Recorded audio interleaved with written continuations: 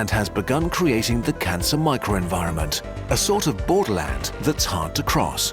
All avenues of attack have been shut down, and uncontrollable growth is the consequence. This is a dangerous tumor. Hey buddies, it's your girl AyChristene, and I'm going to be brave and watch this video. It's when I see this, I do feel a certain type of way. And I'm not going to say why, but I do feel a certain type of way. So I'm going to be brave because I do want to understand this, okay? This is titled "The Reason Why Cancer is So Hard to Beat." This is by Kurzgesagt. I know y'all taught me how to say it, but I don't forgot it. We just gonna move on from that. Check out the links down below to become a member or patron to get the uncut reaction to all the shows that we check out. And let's learn. Let's learn. I miss us learning, okay? But let's learn. Under siege. Soldiers and police ruthlessly shooting down waves of zombies that flood from infected streets, trying to escape. We definitely missed the first words here. Okay. An undead city under siege. Soldiers and police ruthlessly shooting down waves of zombies that flood from infected streets, trying to escape and infect more cities. This is what happens when your body fights cancer. More exciting than any movie. How does this battle for survival unfold? Unique word.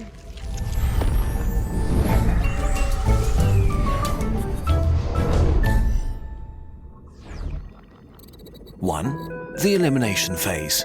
It all begins with a single corrupted cell. It's no longer able to repair its genetic code, it can't kill itself anymore, and it's beginning to multiply rapidly. At this point, things are not great, not terrible. This cell is not yet dangerous, but if nothing happens, it soon will be. Over a few weeks, the corrupted cell keeps making copies of itself. One cell turns into dozens, hundreds, thousands. This is because the original was broken, its copies are breaking and mutating even more. So they turn into different genetic lineages, clans that are working together and competing. Some mutate in a way that makes them weaker. Others' mutations don't change anything, while a few become fitter and better at survival. Oh gosh. Together, they now form a tiny, tiny tumor. Not cancer yet, but getting there. The growing tumor needs a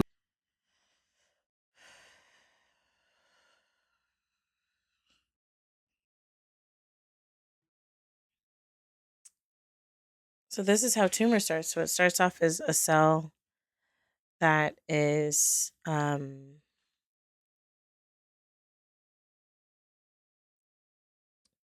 to keep it together.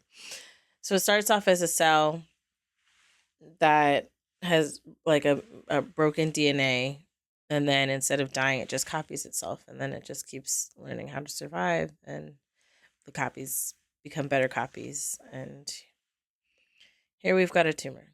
Lot of resources. If the cells don't get food and oxygen, they'll die and the problem just solves itself. Unfortunately, a few corrupted cells unlock a new mutation that saves them. The ability to order the growth of new blood vessels. And so your body provides the supply they need to survive. But as the tumor continues to grow, it starts causing damage. Neighboring healthy cells begin to starve and die, which attracts attention. In a sense, this tiny tumor is like a rogue town. Imagine a group of rebels in Brooklyn decide that they're no longer part of New York and start a new settlement called Tumor Town, which happens to occupy the same space. The new city wants to grow, so it orders tons of steel beams, cement, and drywall. New buildings follow no logic, are badly planned, ugly, and dangerously crooked. They're built right in the middle of streets, on top of playgrounds, and on existing infrastructure. The old neighborhood is torn down or overbuilt to make room for new stuff. Many of the former residents are trapped in the middle of it and begin to starve. This goes on for a while until the smell of death finally attracts attention. Building inspectors and police show up. In your body, attracted by the stench of dead cells, your immune system is activated. First responder immune cells invade the tumor. Macrophages and natural killer cells, police forces that go right to work killing and eating tumor cells. They release chemical signals that let the whole immune system know that there is cancer to be eradicated. Dendritic cells, the intelligence officers of your immune system, collect samples of dead tumor cells and begin activating your heavy weapons, helper and killer T cells. We explained these specialized super weapons in another video, but all you really need to know is that they have a library listing every bad thing that could come into your body. While each cancer is unique, there are genetic corruptions that they can't hide, and your T cells know what to look for. They are the deadliest cancer killers you have. By the time they arrive, the tumor has grown to hundreds of thousands of cells, but this is about to change. T cells block the growth of new blood vessels, which starves thousands of tumor cells and puts an end to their growth. Imagine the building inspectors switching off electricity and water and putting up roadblocks to Cancer Town so no more food or materials can be delivered. With no way to hide from the carnage unfolding, the tumor collapses as hundreds of thousands of tumor cells are massacred. Their carcasses are cleaned up and consumed by macrophages that then order healthy tissue to regenerate. But this sounds successful. Your body has crushed the illegal tumor town without mercy. You'll never know about this fight or how many times this has happened inside your body, except in this case, something didn't go as planned. 2. The equilibrium phase. Oh dear. Unfortunately, natural selection spores your victory. By doing its best to destroy the tumor, your immune system accidentally selects the fittest tumor cells. Remember, the tumor consists of different lineages that keep growing and keep mutating. So they Most killed of these the best are eradicated, ones, but just a few are more resilient. One cell survives. It comes from the fittest tumor lineage and was just a bit better at surviving the massacre than anyone else. It decides to do it all over again, but better this time. This tumor cell is much stronger than any of the thousands that were killed. Maybe it's better at hiding or fighting back. Maybe it grows faster or is better at stealing resources. Maybe it can survive with much less oxygen, and so it all begins again. It's like the surviving rebels that started Tumor Town have learned their lessons. Now they know the law better and how to break it, what permits help them, and how to avoid the police. And so the surviving tumor cell makes thousands of copies that mutate and form new lineages until once again a tumor has grown, made up of more resilient cells. The immune system doesn't care though, and this time it even has experience. Instead of starting with police, SWAT teams go right in to tear Tumor Town down, killing its inhabitants without mercy. But once again, they don't get everyone. One of them survives, a fitter tumor cell from an already fitter lineage.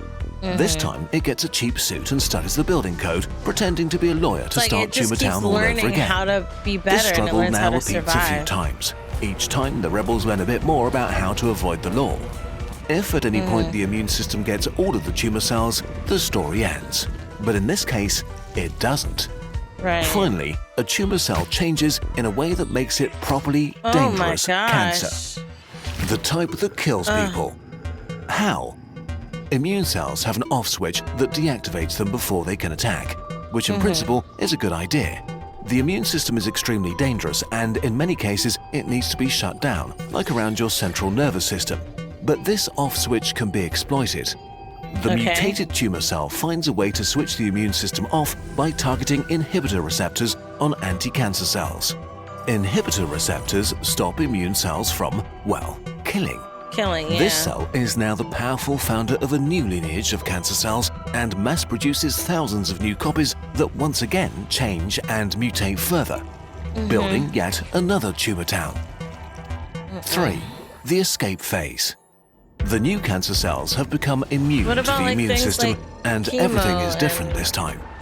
Tumor Town has been rebuilt, even uglier and stranger than before, but now the Cancer City Council has forged all sorts of permits. As building inspectors come to shut down construction, they get confused. Stunned, they wander off, unable to order the destruction of the sprawling buildings. That's like your body. Police try to enter the illegal city to arrest the builders and execute inhabitants. But this time, Tumor Town has erected its own roadblocks that keep the law from entering. Confused officers stand around helplessly. As Tumor Town slowly envelops the former Brooklyn and more civilians die, T-cell SWAT teams arrive to end this travesty. But things get worse. New lineages of Tumor Town officials have started to forge court documents that order police to shoot at the SWAT teams. What the cancer cells are doing at this point is actively shutting down immune defenses by sending corrupt signals. The now malignant tumor is no longer a pushover and has begun creating the cancer microenvironment, a sort of borderland that's hard to cross. All avenues of attack have been shut down, and uncontrollable growth is the consequence. This is a dangerous tumor. Cells that are strong and able to fight push your immune system back and expand further. If more mutations happen, then some of the cancer cells will begin to explore the world and expand into other tissues to build new towns. And this is exactly what makes cancer so harmful. It's taking up space and stealing so many nutrients that your true self has no room to function anymore. If this goes on for too long, organs will shut down.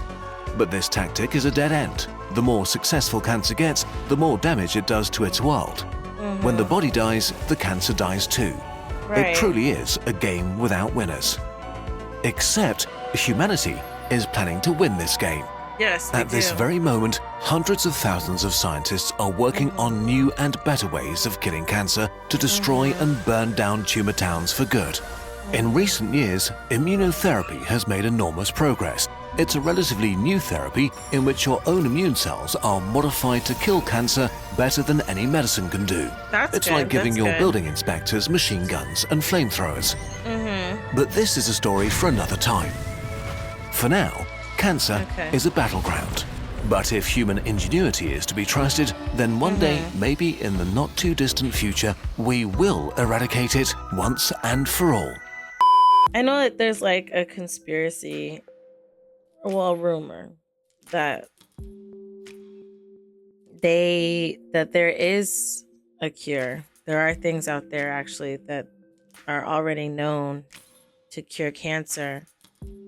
But like big pharma, and mind you, I'm just stating the theory or rumor that's out there.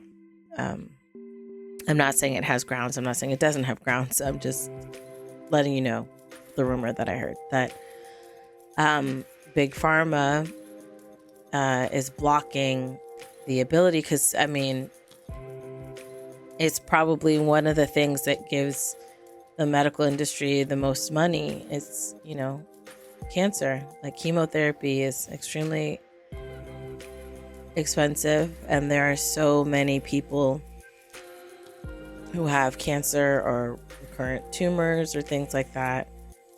And having medication and having chemo and taking all these things that you have to take makes a lot of pharmaceutical companies a lot of money. I really hope that it's not the case. I do hope that it's just a false rumor, unfounded. I don't feel like it is unfounded though, because I have seen with the insurance industry some of the things that they've done and what they've spent money on. Proven documents of what they spent money on. You know, and it just paints this ugly picture that at the end of the day, your lives mean nothing. It's all about a buck.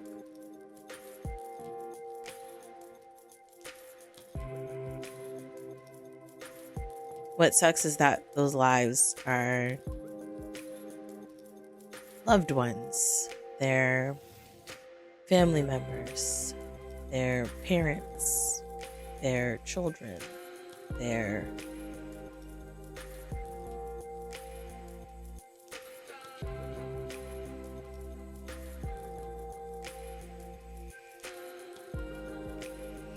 it's kind of scary to learn how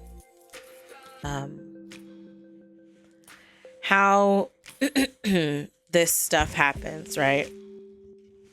To learn how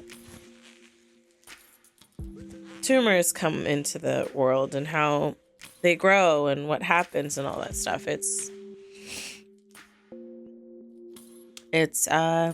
interesting to learn. It's hard for me specifically, but it's scary. That's a feeling I have. Scary, creepy, disgusting, but invasive. Oh, that's the like deep root of my feeling right now. It's just how invasive and despicable it can be to have this thing grow inside you, and when your body fights it, it just gets better at being hidden. And it's just this mutually destructive journey. Because like you said, if they win, nobody wins, you know? It's wild. Let me know your thoughts down below in the comment section. How does this video make you feel? How does the lessons we've learned in this video make you feel? I've shared my feelings. What are yours? Let me know down below. Also, I should state, hold on. I need to have my phone in front of me so I can keep track of the time, because I'm supposed to go on a flight to VidCon in T-minus 4 hours. I need to head to the airport.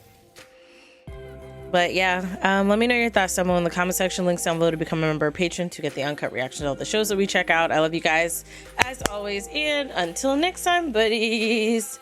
Toodles.